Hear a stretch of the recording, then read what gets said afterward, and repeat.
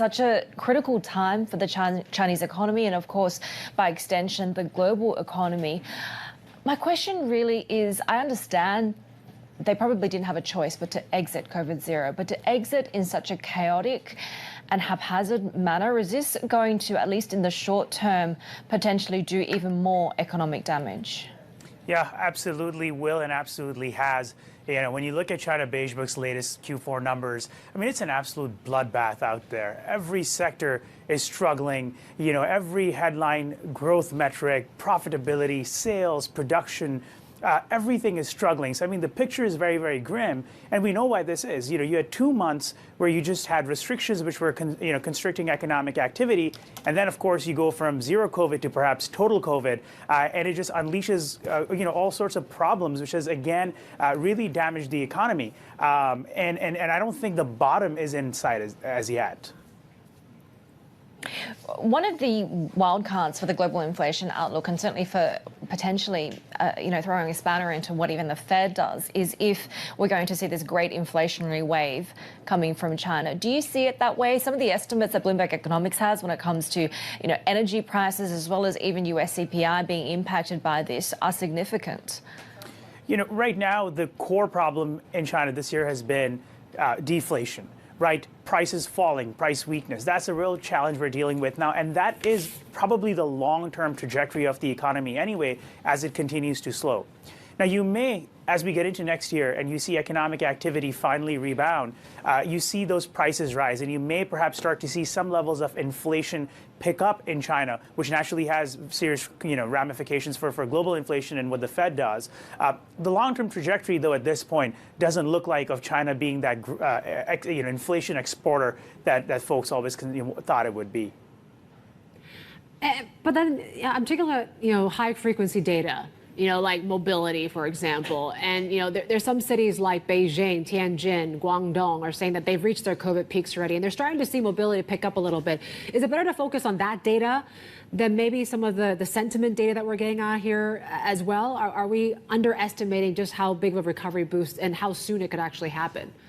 Look, I think we have to talk about the country as a whole, because you could see certain cities reach their COVID peaks, but China's being the massive country that it is, you still got over 1 billion people elsewhere who you have to think about, and that has very, very serious economic repercussions, both from the consumption side, both when you talk about the property market, even if you're not strictly focused on sort of these richer coastal provinces, which tend to get a lot more and sometimes disproportionate attention in the economic conversation in China.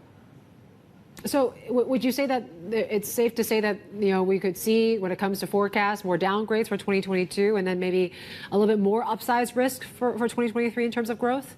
Yeah, exactly. Look, I think the next several weeks, the next month or so is going to be very, very tough. In an ideal world, you find the bottom somewhere around, February, perhaps, maybe January. And then you start to talk about that recovery story into China, and you get into Q2 and you start to see a real recovery. So that bull case that a lot of the markets are waiting for, you start to see it gain some traction. That is very much, though, still a Q2 story, not a Q1 story in our view.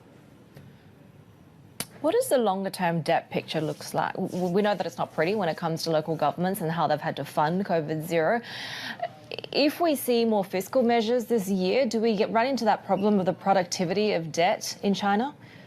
Yeah, and that's the real question, right? So what is the nature of fiscal activity that you get? And it's been oftentimes redefined in China. We're used to thinking of, highways and bridges and all of that being fiscal activity, and it's increasingly been talked about in terms of development of the technological sector, R&D, and that sort of thing. So there is room for fiscal stimulus this year. There's room, clearly for more monetary policy easing. There's no question about that. I think we just have to see what form it takes, while keeping in mind that the returns on that are not going to be like years past. The growth levels are just not going to be there, including, of course, in property.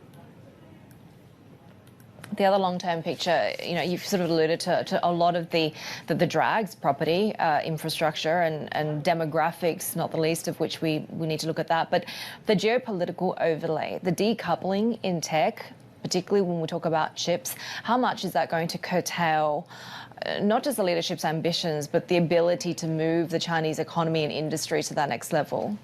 Yeah, I think in the short term, that's obviously a pretty major setback. And of course, as U.S. policy, if U.S. policy continues to evolve in that direction, and you see more and more technological decoupling, it's most certainly going to upend Beijing's plans and the leadership's plans for where they thought technologically the economy could evolve to because of their access to U.S. high-end technological inputs and parts and so forth. That said, I think it'll also probably be a precursor of the Communist Party looking for other mechanisms to obtain those high-end technologies, right? Because there is a national agenda there, and it certainly won't be abandoned even if it is in the short run sort of delayed. I was going to ask about just the export picture doesn't look too good either, right? When you're talking about sharp slowdowns in the U.S. and the EU, can China really rely on its domestic growth to sustain, where GDP is going to go? Are we really going to hit that 5% quite easily, you think?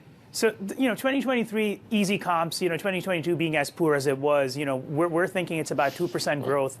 So you can get some of those numbers, you can juice them for sure. But the reality is that we're looking at a Chinese economy that's recovering, this year amidst a global slowdown. The exports numbers, they've been lackluster and now they're falling. And so I think it's going to absolutely put a ceiling on how much of a recovery you can get, because of course exports drive a lot of it, and domestic consumption has not been a sustainable driver of Chinese economic growth for years.